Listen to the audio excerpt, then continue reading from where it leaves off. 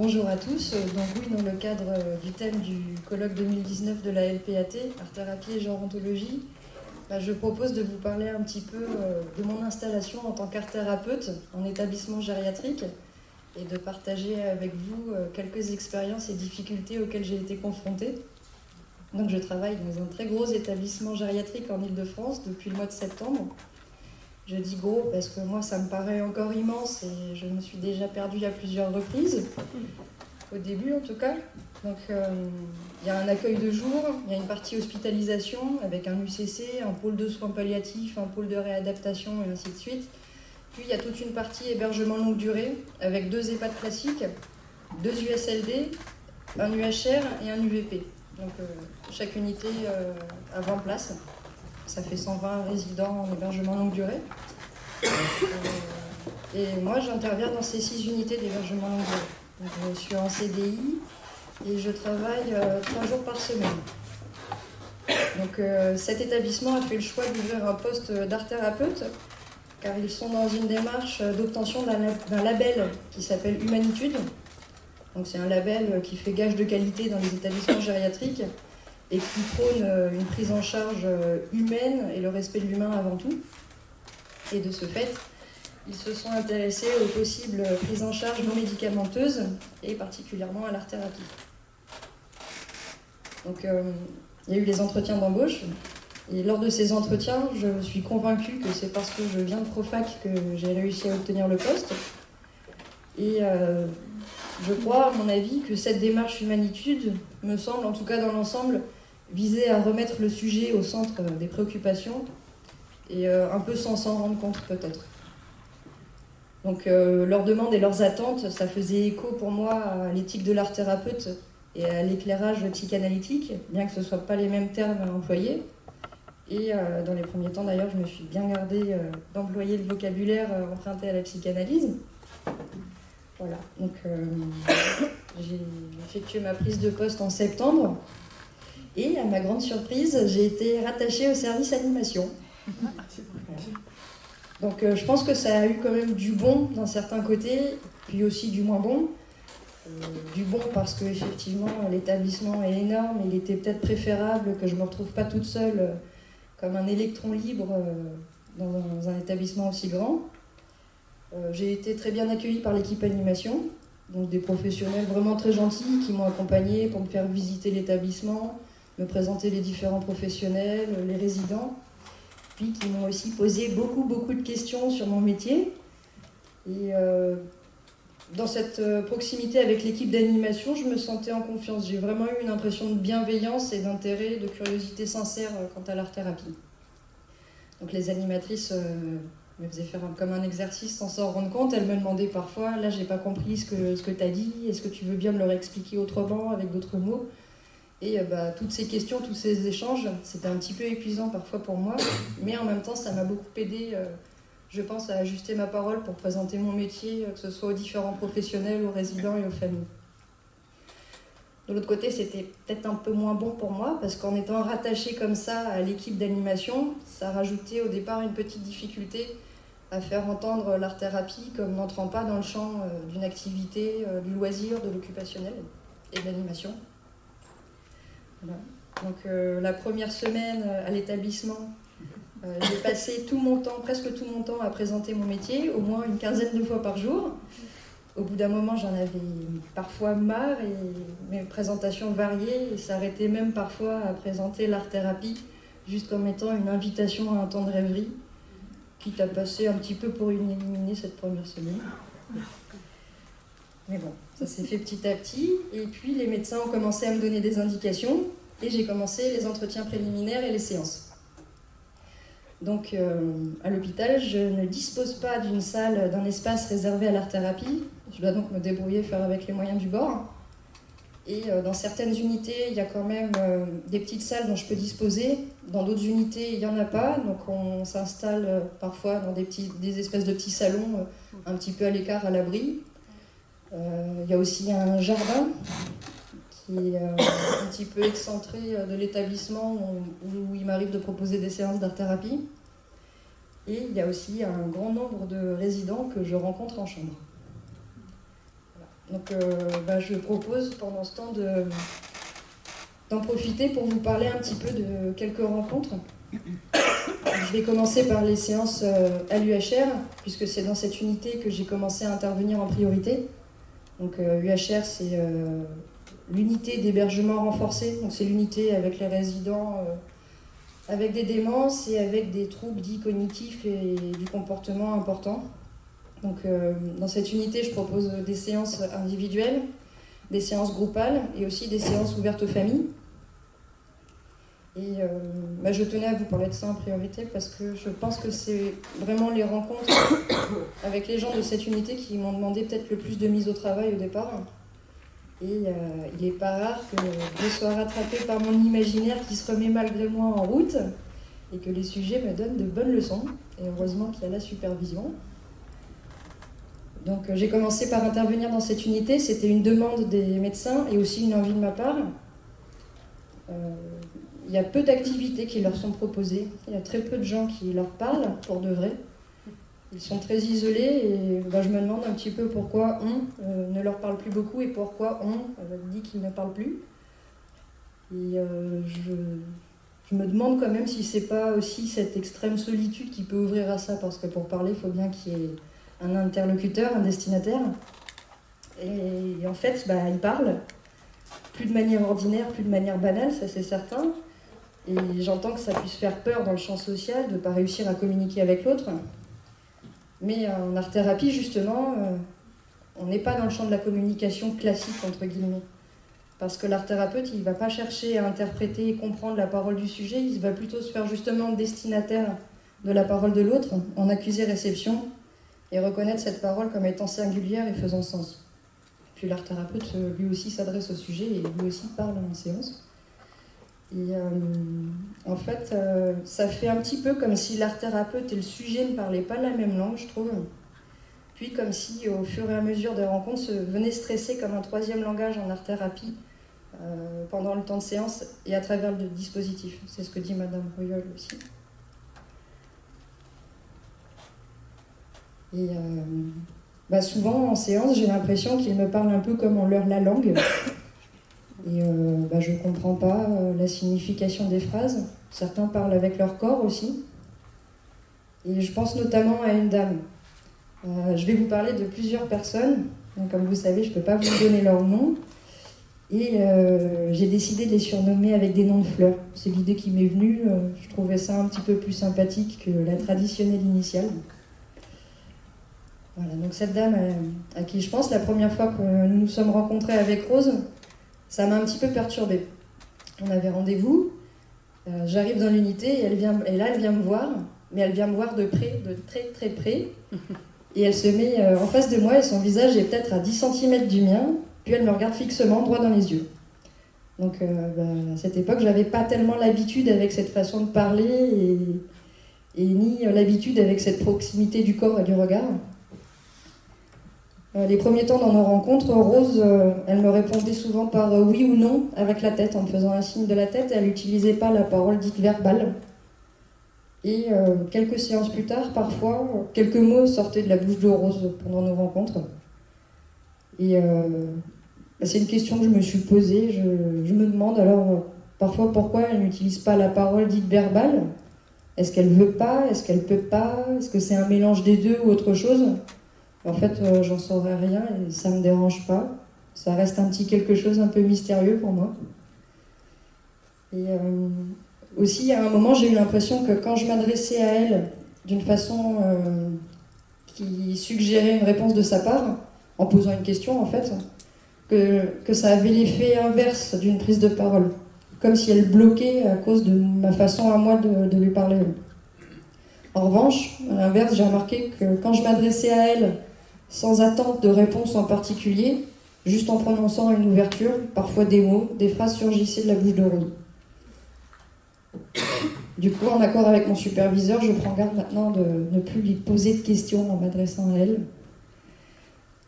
Parfois aussi, j'ai l'impression que des mots sortent de sa bouche un peu comme quelque chose de pulsionnel, comme si c'était un élan soudain. Et il y a eu plusieurs situations, pas uniquement avec Rose, où j'ai eu l'impression d'avoir affaire à quelque chose de pulsionnel, que ce soit du côté des sujets que je rencontre ou de mon côté à moi aussi. Une fois aussi, Rose m'a donné une bonne leçon. Je lui donne un petit carton de rendez-vous pour la prochaine séance, et Rose s'en saisit, et elle le lit à voix haute, art-thérapie, vendredi 12 décembre, 15h. Et là, je me suis surprise à penser, ah bah tiens, mais elle sait lire. Mais bah, si j'ai pensé ça, c'est bien que quelque part, même sans m'en rendre compte, j'ai dû m'imaginer pour X raisons qu'elle ne savait pas lire. Comme quoi, l'imaginaire, les a priori, peuvent nous jouer des tours et nous rattraper au grand galop. Il faut s'en méfier, et c'est aussi pour ça que la supervision, le travail en supervision me paraît primordial. Et dans cette situation, je pense que cet imaginaire plaqué sur Rose n'est pas apparu dans les dispositifs et les ouvertures que je lui ai proposées, mais que ça aurait très bien pu arriver sans que je m'en rende compte. Voilà, imaginez s'il y a une énamoration du côté de l'art thérapeute sans qu'il s'en rende compte et sans qu'il soit supervisé, jusqu'où ça peut mener. Ça peut donner de l'interprétation et de la persécution à travers le dispositif à répétition lors des séances, et ça ne serait pas très professionnel. Voilà. Et donc avec certains sujets que je rencontre dans cette unité, il est difficile de se donner rendez-vous. Avec d'autres, on prend rendez-vous et je leur remets un petit carton comme avec Rose, avec la date et l'heure de la prochaine séance, du prochain rendez-vous. Donc ce petit carton, il est bien souvent égaré, ou il se promène dans l'unité, mais néanmoins, je crois que c'est un moment important et symbolique, et certains demandent à voir avec moi sur l'agenda les jours où c'est possible, où ça ne l'est pas, pour prendre rendez-vous. Puis, il y a d'autres personnes que je rencontre sans rendez-vous. Donc, je pense notamment à Gypsophile. Donc, il a été convenu avec le médecin que je vais à sa rencontre quand elle semble aller mal ou que les soignants me le signalent. Donc, avec Gypsophile, il n'est pas tellement question de stimuler l'imaginaire ou de relancer la créativité. L'imaginaire semble déjà très bien fonctionner, voire tend à déborder. Et donc bien sûr, il y a le processus thérapeutique qui s'inscrit sur la régularité des rencontres, mais il me semble important ici, surtout d'ouvrir à apaiser l'angoisse. Donc en effet, Gypsophile peut manifester une certaine angoisse de manière violente. Elle semble paniquer, parfois elle se roule par terre, elle hurle en appelant sa maman, elle se tape la tête dans les murs. Donc je vais à sa rencontre lors de ces moments dits de crise, car il semble qu'il se passerait quelque chose dans nos rencontres qui parfois l'apaise sur le moment. Souvent pourtant je n'ai pas l'impression de faire grand chose, à part répéter que je suis là, que je vais rester un moment avec elle, que je comprends pas tout mais que je l'entends, que je suis là. Donc, Gypsophile marche beaucoup aussi. Donc nos séances sont des séances déambulantes. Et mes dispositifs sont élaborés de façon à pouvoir proposer des ouvertures tout en se déplaçant. Je pense aussi à une autre dame, à Pivoine. Je vais à sa rencontre à la demande du médecin. Donc Pivoine est régulièrement isolée, elle, dans sa chambre, et elle alterne entre des longs moments de silence et des hurlements à plein poumon de longues heures durant tout au long de la journée. Donc la première fois que je rencontre Pivoine, elle est en train de hurler. J'essaye de m'adresser à elle, mais elle continue de hurler et moi je ne parle pas suffisamment fort pour qu'elle puisse m'entendre. Donc je ne sais pas si elle m'entend, je ne sais pas si elle a envie de m'entendre, et je ne sais pas ce qu'elle vient me dire en hurlant comme ça. Donc au bout d'un moment, je remarque comme des variations de son dans ces hurlements, et ça me fait un petit peu penser à de la musique. Et à cet instant, je ne sais plus quoi faire et j'essaye autre chose. Je décide, moi aussi, de moduler ma voix comme des vocalises, en écho à la sienne, et un ton plus aigu et plus fort qu'elle. Et là, Pivoine s'arrête net et me regarde. Donc je continue à lui parler plus ou moins en chantant, et elle me répond elle aussi en chantant « oh oui, mais non, d'accord, jolie chérie », des choses comme ça. Puis on convient, nous sommes convenus toutes les deux de prendre rendez-vous. Et lors d'une séance suivante, nous sommes interrompus. Il y a une dame qui entre dans la chambre. Je lui dis que nous sommes en séance et de bien vouloir patienter, mais la dame rentre quand même dans la chambre. Il reste et commence à ranger du linge dans les placards. Donc, moi, je sens que je bouillonne. C'est un petit peu de ma faute aussi, parce que j'aurais pu mettre un papier sur la porte pour prévenir de ne pas nous déranger. Maintenant, je le fais. Et je dis à Pivoine que nous allons faire une pause. Et là, elle s'endort. Et au moment où la dame sort de la chambre, Pivoine relève la tête. Et je crois qu'elle ne dormait pas vraiment. Elle a fait une pause. Elle a peut-être un peu mieux géré que moi cette intrusion à sa manière. Au début aussi, quand je m'adressais à Pivoine, ces silences me donnaient parfois l'impression de me retrouver toute seule. Je me demandais si elle m'entendait, si elle entendait et si moi je l'entendais. Bref, ça tournait autour de s'entendre dans ma tête. Et une fois encore, je me suis sentie démunie, ne sachant pas comment parler à l'intérieur de ce silence, comment lui parler. Et je lui ai dit que je n'avais pas pu venir la dernière fois parce que j'avais eu mal aux dents. Et Pivoine m'a répondu en claquant des dents. Donc avec chacun des sujets rencontrés en art-thérapie, je trouve qu'il y a comme une relation unique qui se tresse petit à petit à chaque séance, une relation non sociale, un peu étrange, puis ce langage particulier à chaque rencontre qui l'accompagne. À l'UHR, j'assiste au staff, les médecins sont présents, les psychologues, la diététicienne, les soignants, la cadre de santé, beaucoup de professionnels présents, et ces temps de travail en équipe me semblent très importants. La plupart du temps, je reste assez silencieuse. J'interviens uniquement quand cela me semble pertinent et respectueux du sujet concerné, ou que l'on me demande comment cela se passe avec cette personne en art-thérapie et ce que je propose. Je dois aussi faire des transmissions sur le logiciel de l'établissement. Donc en général, elles sont plutôt très succinctes, où je me contente de signaler qu'une séance a eu lieu et quel dispositif et ouvertures ont été proposés. Donc, petit à petit, l'équipe semble un peu comprendre mon métier et l'intérêt de mes interventions. En tous les cas, mon métier intrigue et les questions posées tant au niveau des objectifs que des appuis théoriques me permettent petit à petit de me faire une place professionnelle qui s'inscrit dans un champ complémentaire à l'ensemble des fonctions qui habitent cette structure. Donc c'est également dans ce contexte de réunion que j'ai été invitée à intervenir lors des réunions pluridisciplinaires afin de parler un petit peu ce que pouvait apporter l'art-thérapie. Donc, lors de ces réunions, j'ai pris appui sur les manuels Humanitude afin d'essayer de faire un parallèle avec l'art-thérapie et l'usage de l'outil psychanalyse, outil qui est commun à certains professionnels de l'établissement, bien que ce ne soit pas le même métier. Et je me suis donc appuyée sur certains termes employés dans le manuel afin d'introduire mes termes à moi et l'éthique de l'art-thérapeute, en favorisant, je pense comme ça, une mise à l'ouvrage des différents langages sans nuire à mon éthique. Donc il y a quand même certains professionnels qui ont insisté pour venir en séance, mais j'ai toujours su refuser et j'ai eu l'idée de leur proposer à eux un dispositif, proposition qui a été acceptée. Et avec l'aide de mon superviseur, j'ai donc élaboré un dispositif en le pensant plutôt comme un temps pour eux, comme un espace de respiration qui permettrait d'ouvrir à des questions possibles le cas échéant. Donc cet exercice a été difficile pour moi et éprouvant parce qu'il s'agissait de mes collègues de travail, mais la démarche a été appréciée. Et peut-être qu'en arrivant à rester en retrait, cela a ouvert comme un espace autre afin de se saisir un petit peu mieux ce dont il pouvait s'agir dans le champ art thérapeutique.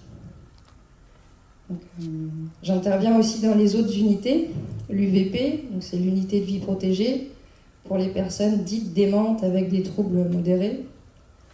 En USLD aussi, donc ça c'est les unités de soins longue durée, où les gens sont en fauteuil ou alité et leurs conditions physiques demandent beaucoup plus de soins techniques. Puis dans les 2 EHPAD classiques. Donc là encore, avec certains, j'interviens en chambre, avec des personnalités.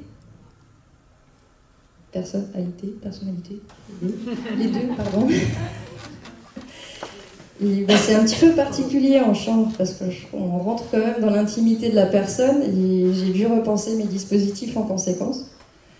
Je pense notamment à Myosotis, qui elle est alité et à plusieurs reprises s'est renversé dessus les éléments mis à disposition. Donc il y avait plein de petits éléments qui étaient partis dans le lit ou dans ses vêtements et j'allais évidemment pas aller les récupérer. Je pense aussi à Camélia qui, elle, bricole allongée. Elle bricole allongée dans son lit, sur le côté, sur son matelas, et parfois en me faisant face et parfois en me tournant le dos. Donc la position allongée, évidemment, ça me fait penser au divan en analyse. Mais là, il ne s'agit pas de ça. D'ailleurs, ça serait peut-être un peu bizarre quand même de faire une analyse dans son lit.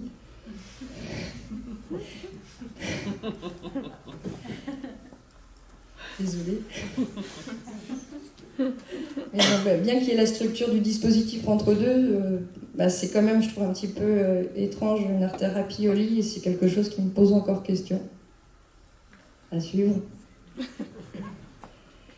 Et, je voulais aussi vous parler de mes rencontres avec Lysianthus, car c'est au cours des rencontres avec elle, dans l'après-coup, que j'ai élaboré un dispositif. Donc, je trouvais que dans nos rencontres, le supposé savoir et le kévoï étaient flagrants. Elle me disait qu'elle avait peur que je lui trouve un truc pas normal. Elle me demandait constamment si elle avait bien fait, si ce qu'elle avait fait me plaisait, si c'était bien, et même si j'essayais de me décaler systématiquement de ces questions. J'ai aussi eu l'impression qu'elle redoutait mon regard, et cela bien que je considère moi que le scopique n'est pas sa place en art-thérapie et que j'évitais de regarder trop ce qu'elle bricolait. Je me suis dit alors pourquoi pas peut-être inventer comme un jeu de paravent. J'en ai parlé avec mon superviseur qui m'a aussi suggéré l'idée de l'éventail. Et ça, c'est une idée que je développe tout doucement en ce moment. Et les éventails sont régulièrement présents dans mes dispositifs. Et au fur et à mesure de nos rencontres, Lysianthus s'est mise à jouer avec ce paravent. Donc parfois en me racontant, mais sans me montrer. Parfois en enlevant le paravent pour me montrer, mais sans rien en dire. Et parfois en ne disant rien du tout, en ne me montrant rien du tout, à part un grand sourire sur son visage. Donc petit à petit, le paravent, qui était un élément supplémentaire au départ dans mes dispositifs, est venu faire vraiment partie intégrante de la structure du dispositif. À côté de ça, je suis aussi en train d'essayer de me bricoler un grand paravent à roulettes que je pourrais transporter dans les unités, puisque je ne dispose pas de salle pour mes séances d'art-thérapie. Et les éventails reviennent aussi dans les séances d'art-théâtre-thérapie que je commence tout juste à mettre en place. Donc, je vois beaucoup de personnes dans la semaine en séance d'art-thérapie. Et il y a aussi une autre difficulté dont j'avais envie de vous parler. J'ai eu une période où j'en avais marre. J'avais plus envie d'aller en séance. J'avais une impression de redondance, de répétition, d'ennui qui m'était très désagréable. J'avais l'impression de toujours proposer la même chose, les mêmes dispositifs, les mêmes ouvertures, au point d'avoir l'impression de manquer d'imagination, d'être un peu limité, de manquer de vocabulaire, d'être bête. Et je pense que c'est quand même important de l'admettre, parce que c'est à ce moment-là que quelque chose a changé de mon côté. Tout d'abord, bien que j'ai eu un petit peu honte, j'en ai parlé à mon superviseur, et je pense que c'était vraiment nécessaire. Et là, mon superviseur m'a beaucoup aidé à rebondir en me proposant de faire comme un jeu pour élaborer de nouvelles ouvertures. Donc je me suis prise au jeu, et ça déjà, ça m'a redonné un petit peu d'élan. Et mon superviseur m'a aussi rassurée sur cette impression que j'avais et ce qui pouvait être en jeu.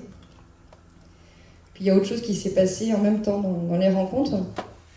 J'ai eu l'impression qu'en fait, c'était de cet ennui, du coup, qui arrivait, c'était plutôt les sujets qui m'ouvraient en séance. J'ai eu l'impression que dans cette situation d'ennui, du coup, je les entendais mieux. Donc j'ai commencé petit à petit à me permettre de proposer des ouvertures en rebondissant sur ce que j'entendais qu'il me disait, en faisant un pas de côté. Et petit à petit, l'ennui en séance est devenu quelque chose de plus serein pour moi. Et en même temps, j'ai l'impression aussi de faire plus cas de la parole du sujet qu'auparavant. Il y a eu une autre difficulté aussi, et pas des moindres, c'est que ça a été de me retrouver confrontée de si près à la mort. Donc effectivement, certains sujets que j'ai rencontrés en art-thérapie, avec qui une relation se tressait au fil des séances, sont partis. Et a priori, c'est des situations qui vont arriver régulièrement, à moins que je parte avant eux par accident. Et j'ai du mal à m'y faire. Ça me fait un petit peu peur par moment, et je crois que je m'y ferai jamais complètement. pense pas qu'un jour j'arriverai à être ravie du départ de quelqu'un. Enfin, j'espère que non, aussi. Mais au-delà de ça, lorsque certains partent, il y a autre chose qui se passe. Il y a surtout beaucoup de souvenirs qui ressurgissent de mon côté. Des souvenirs qui sont bien vivants, eux. Et alors, ça me fait sourire.